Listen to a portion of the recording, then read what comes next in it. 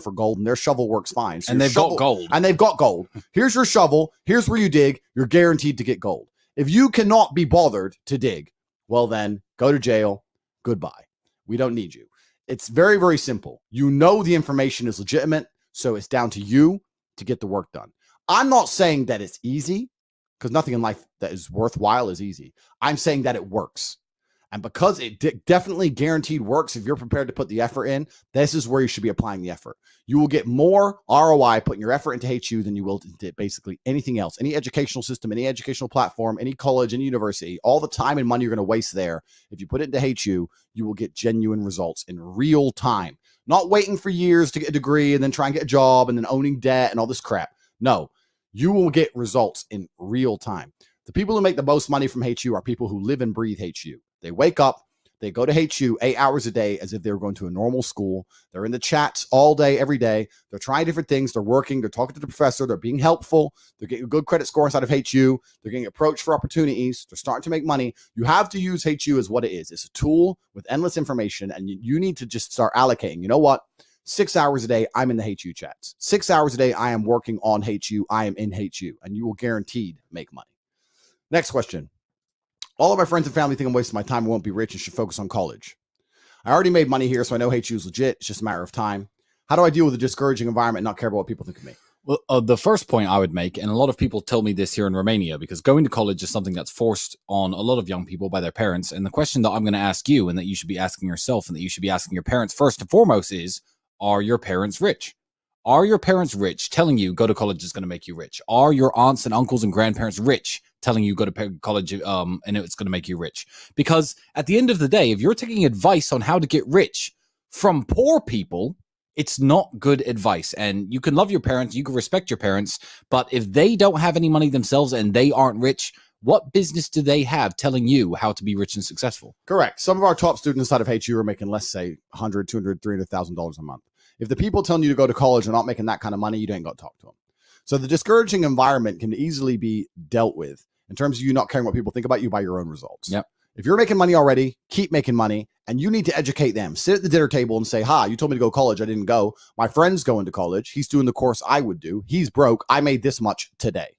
That's all it is. They care about you and they're worried about you, but they're still stuck inside the matrix. They think with an old paradigm, and you need to awaken them to the brand new world. You're going to do that with tenacity. You're going to do that with hard work, and you're going to do it with results, with competence. You're going to turn up with money in your pocket, and it's very hard for them to argue with you when you're the one who's got the most money at the table. You can't argue with results. 3, if you could install one self-belief in the minds of men, what would it be? That's a good question. Well, we're trying to do that. So which one do you value the most, I guess, Andrew? Yeah, we are trying to do that. And it's multifaceted, right? But I want most people to understand that rule 1 of life is to do not die. If the chance of you dying is 0%, then you should basically go for it. There is no reason to not join Hustlers University. It's $49.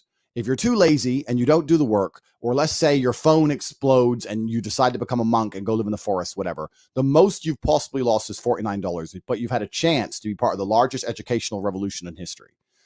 You will not die. Nothing bad can happen from joining HU. Nothing bad can happen from staying in HU. Even if you just stay, right? There's nothing bad that can happen if you just stay in HU and pay your subscription. In fact, me and the professors are actually sitting around talking about this. We have a problem we're going to try and fix, because we know once we close HU, people are going to be able, they're going to try and sell their Discord account. Yeah. We're talking about this. Sell their phones, sell their membership. Sell their phones, sell their membership. So if you just stay in HU and do nothing, in a year when it's closed, you'll be able to sell your membership for $5,000, $6,000, because people will be so desperate to get in. So this is something I'm going to talk to the professors about, whether we're going to allow it or we're going to find a way to stop it. But my point is, there are so many possible advantages, so many scenarios where you might win if you're inside, but there are basically no scenarios where having that extra $49 is going to help you change your life. There's no scenario where you having $49 more in your bank, your life's going to change. Yeah. But there are scenarios where you're part of HU, you see a crypto win or something big happens, or you get a big opportunity, or you get approached by the staff and you get offered a job for 10, 20 grand a month. Your life can change inside, but your life can't change outside. So anyone who doesn't understand that rule 1 is don't die, as long as there's no chance of dying, then you should be 100% dedicated to the task. Right. Next question. 4, what do I think about people who quit HU? You kind of covered it, but do you want to go over it a little bit more?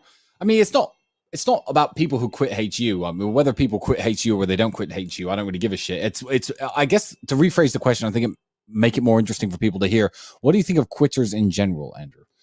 Yeah, and because the kind of person who quits HU is the kind of person who quit after their first 10 boxing lessons, the kind of person who quit their piano lessons, quit their language lessons, quit everything worthwhile that could be done.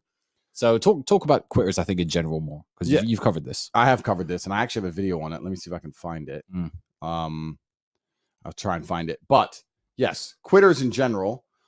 James, send me the video about quitting, or Luke, do you know which one I mean? I was sitting there talking about why I don't like quitters.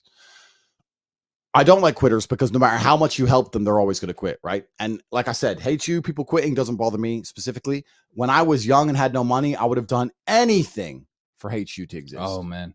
Ben, back then when you were trying to work out how to make money, we would work so hard trying to work out a way to make money. And now you guys don't need that. We'll tell you how to do it. You just have to do the work. And it's completely different scenario. If I had HU when I was young, I would have been a millionaire by the time I was 19. And even as a networking platform, HU in the War Room, me and you would very occasionally, because you never meet rich people. Rich people don't meet poor people. Once every year or 2 years, a rich person would somehow end up on our radar. That chess guy who Dad was friends with. Yep. And then we would make effort. We'd put on our best clothes, take our last money, take a train down to London just to sit in the casino with him, try to talk to him for half an hour, try to learn what we could from him. Now people can join a network where they have thousands of people, millionaires, telling them how to get rich. One, you directly talk about money, directly talk about wealth creation. You can join the War Room and have people ready and willing to work for you, work with you, hire you. Oh, man. If this existed when we were young, yeah, it's true. It would have been a lot richer, a lot faster. Me and you would spend our last money going on flights around the world to try and have meetings with people who didn't even care about us to get a little smidgen of information on how you can possibly become rich. Yep. And now you can join this network and get real, genuine information from people who want to help you in real time from the comfort of your own home. Yep. It used to be so hard to network and so hard to find out information on how life can change. And now it is so ridiculously easy. If you can't sit there and focus long enough to get it done, well, then you were never going to make it, especially in the old paradigm. It is easier to become rich than it has ever been. Yeah. Easier to become rich than it's ever been. It's easier to network than it's ever been. It's easier to learn a skill than it's ever been. Easier to make money than it's ever been. It's literally a golden age where more people can become millionaires from nothing than ever before. If you're not taking advantage now, if you're not motivated, if you're not up every day, if you're not inside of Hustlers University for 6 or 8 hours a day, if you're not trying hard now, you're certainly not going to try hard when it gets 10 times harder, and then you're in real trouble. Yeah, we used to spend 36 to 48 hours of our time and our last money flying around the world, traveling, like you said, just to sit in the office for 1 hour with somebody, and we couldn't sit there and ask him, "Hey, man, how do you make money?" We had to be like, "Hey, how are you?" Yeah. Talk to him, pretend to be his friend. Well, not pretend. They were cool guys, a lot of them, but try to learn what we could during that time. You guys can immediately hit millionaires up high. How do I make money doing what you do? Literally. And my God. You ain't got to mess around, nothing. And you ain't got to spend money to do it. Just $49. So easy. Yeah. Right. I've got